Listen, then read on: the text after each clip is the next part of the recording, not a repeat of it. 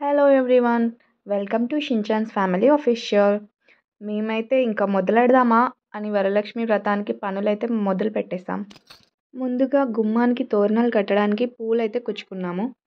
And next day మార్నింగే బ్రహ్మ ముహూర్తంలో లేచి ఫాస్ట్గా పనులన్నీ చేసుకొని, బయట క్లీన్ చేసుకొని, లోపల క్లీన్ చేసుకొని, అండ్ తులసమ్మని మంచిగా కడిగి బొట్లు పెట్టి, అండ్ ఫైనల్గా ముగ్గులు అయితే స్టార్ట్ చేసేసాం.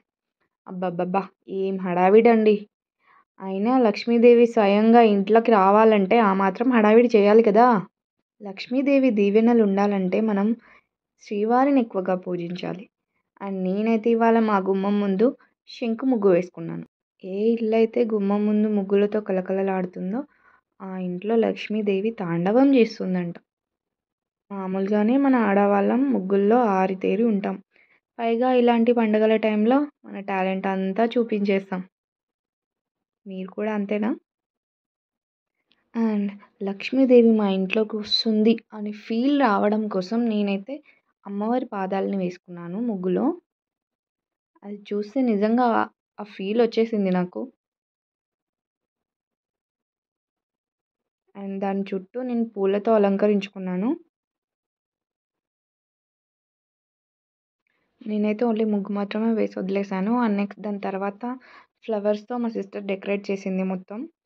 అండ్ ముందు రోజే రెడీగా పెట్టుకున్న పూలు తోరణాలుగా కూడా కట్టేసాము అప్పుడే. అండ్ దీంతో వర్క్ అయితే అయిపోయింది. అండ్ నెక్స్ట్ నేను బాతింగ్ చేసి ఫస్ట్ తులసి కోట దగ్గర పూజ చేసుకున్నాను.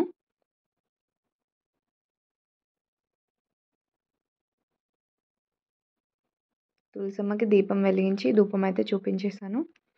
అండ్ దీని తర్వాత నేను ఇంట్లో పూజ చేసుకున్నాను. అండ్ నేను ఈరోజు శుక్రవారం కాబట్టి వ్రతం నేను ముందు రోజే ఫొటోస్ అవన్నీ క్లీన్ చేసి పెట్టుకున్నాను. అంటే శుక్రవారం రోజు ఫొటోస్ తీయొద్దు, కదపొద్దు, ఆ రోజు క్లీన్ చేయొద్దు అని అంటారు కదా. సో నేను ముందు రోజే క్లీన్ చేసి పెట్టుకున్నాను. అండ్ తులసి కోట ముందైతే ఇలా వేసుకున్నాము మేము ముగ్గు. మీకు నచ్చిందా? అండ్ నెక్స్ట్ గుమ్మం ముందు కూడా చూసేయండి, ఇలా సింపుల్గా మాకు నచ్చినట్టుగా ఇలా డెకరేట్ చేసుకున్నాము. మీకు ఎలా అనిపించిందో కామెంట్లో మెన్షన్ చేయండి. And this is final decoration.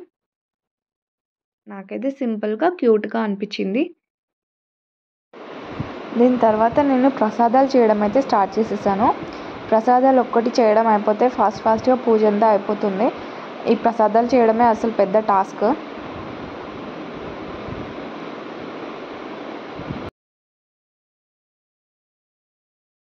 And next ఇక్కడ నేనైతే ప్రసాదాలు అన్నీ కంప్లీట్ చేసుకొని అమ్మవారిని పెట్టడానికి అయితే అన్నీ సిద్ధం చేసుకుంటున్నాను. ముందుగా నేను కింద పసుపు రాసుకొని ముగ్గు వేసుకొని దానిపైన పీఠం పెట్టాను. ఆ పీఠం పైన స్వస్తి సింబల్ వేసుకొని అండ్ నేను ఒకటి తీసుకున్నాను లోటస్ ఫ్లవర్ లాంటిది మీషోలో. సో దాంట్లో మధ్యలో బియ్యం పోసుకొని దానిపైన కలశం చెంబు పెట్టుకున్నాను. అండ్ ఆ కలశం చెంబులో గంగాజలం పోసుకొని అందులో లవంగం, యాలకం, పసుపు, కుంకుమ, పచ్చకర్పూరం, గంధం, వట్టివేరు, ఒక కాయిన్ ఇవైతే వేసుకున్నాను నేను అందులో. అండ్ తర్వాత పైన తమలపాకులు పెట్టి కొబ్బరికాయనైతే పెట్టుకున్నాను. నేను అమ్మవారికి కొబ్బరికాయని ఇలా అలంకరించుకున్నాను. అండ్ లోటస్ ఫ్లవర్ చుట్టూ అమ్మవారికి ఇష్టమైనవన్నీ అండ్ అంటే సీలు దొరికేవి అన్నీ అమ్మవారికి చాలా ఇష్టం అంట. సో అవన్నీ పెట్టుకున్నాను నేను. అండ్ కలశానికి నేను గాజులు పెట్టి ఒక పసుపు కొమ్మ అయితే కట్టాను. అండ్ నెక్స్ట్ నేను గుమ్మం పూజ అయితే చేసుకున్నాను. అండ్ దాని తర్వాత నేను పూజ అయితే ప్రారంభించుకున్నాను. నేనైతే యూట్యూబ్లో నండూరి శ్రీనివాస్ వారి ఛానల్ని ఫాలో అవుతాను. ఏ పూజకైనా వాళ్ళ వీడియోస్ చూస్తే నాకు చాలా ఈజీగా సింపుల్గా చేసుకోవచ్చు అన్న ఫీలింగ్ వస్తుంది.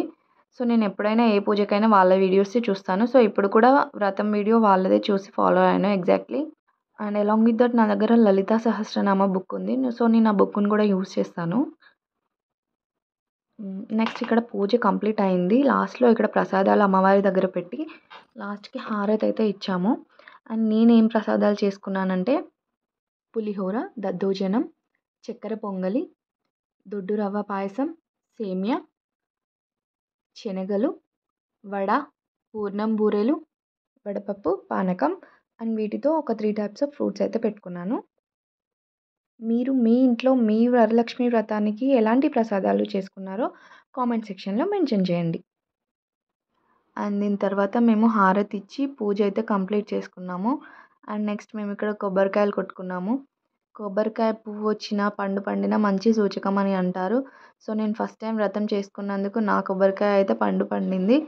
సో నాకు అదొక రకమైన ఆనందాన్ని ఇచ్చింది. అండ్ ప్రతి మహిళ ఈ వ్రతాన్ని ఖచ్చితంగా తన హస్బెండ్ కోసమే చేస్తుంది. సో అందరికీ ఎట్లాంటి కోరికలు, బాధలు, కష్టాలు ఏదున్నా మీరు ఎందుకోసం అయితే ఈ వ్రతాన్ని చేస్తున్నారో అది జరగాలని నేను మనస్ఫూర్తిగా కోరుకుంటున్నాను. లక్ష్మీదేవి అందరినీ చల్లగా చూడాలని నేను అనుకుంటున్నాను. అండ్ నా సబ్స్క్రైబర్స్ని ఇంకొంచెం ఎక్కువ కరుణిస్తుంది తల్లి. సో అందుకే సబ్స్క్రైబ్ చేసుకోండి. అండ్ వ్రతం మొత్తంలో ఇది నాకు బెస్ట్ పార్ట్ అనిపిస్తుంది. అదేనండి హస్బెండ్స్ బ్లెస్సింగ్స్ తీసుకోవడం. మీకు ఎలా అనిపిస్తుంది ఆ టైంలో? అండ్ నెక్స్ట్ దీని తర్వాత ముత్తైదువులను పిలిచి వాయనం ఇవ్వాలి. సో నేనైతే ఇక్కడ మా బిల్డింగ్లో నాకు పరిచయం ఉన్న వాళ్ళందరినీ నేను పిలిచాను. నాకు తోచినంతలో, నాకు వీలైనంతలో నేనైతే వాయనం ఇచ్చి తర్వాత వాళ్ళ బ్లెస్సింగ్స్ అయితే తీసుకున్నాను. అండ్ నెక్స్ట్ మా ఇంటికి ఒక చిన్ని మహాలక్ష్మి వచ్చింది. మా షిన్చాన్ ఫ్రెండ్ అన్నమాట ఈ క్యూట్ మహాలక్ష్మి. సో తను వచ్చాక మా షిన్చాన్ కొంచెం ఓవర్ యాక్షన్ చేస్తున్నాడు. అండ్ మాకైతే 5 జనరేషన్స్ నుంచి ఇంట్లో ఆడపిల్లలు లేరు మా అత్తయ్య వాళ్ళ సైడ్. సో మా ఇంట్లో కూడా ఒక మహాలక్ష్మి రావాలని నేను కోరుకుంటున్నాను. అండ్ నెక్స్ట్ ఇది మా కజిన్స్ బ్యాచ్. సో కన్యలకి కూడా వాయనం ఇస్తారు కదా. సో నేను మా వాళ్ళకు కూడా వాయనం ఇచ్చాను. సో వాళ్ళకు కూడా అంతే సేమ్ కాళ్ళకి పసుపు రాసి వాయనం అయితే ఇచ్చాను. నేనైతే వాయనంలో బ్లౌజ్ పీస్, గాజులు, శనగలు, తమలపాకులు, పోక, ఖర్జూర, పసుపు కొమ్ము అండ్ నేను చేసిన ప్రసాదాలన్నీ పెట్టి ఒక ప్యాకెట్ పెట్టి ఇచ్చాను. లక్ష్మీదేవి